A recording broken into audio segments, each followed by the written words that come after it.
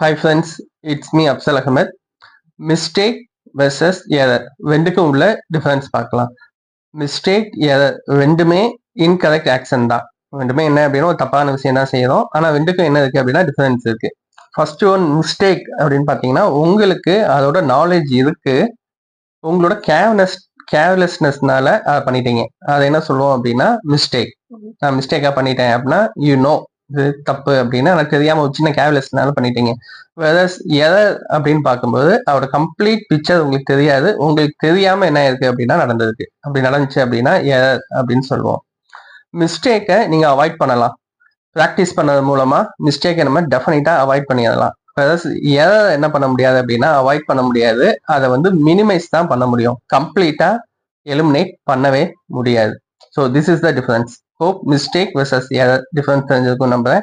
Thank you friends. Thanks for வாட்சிங்.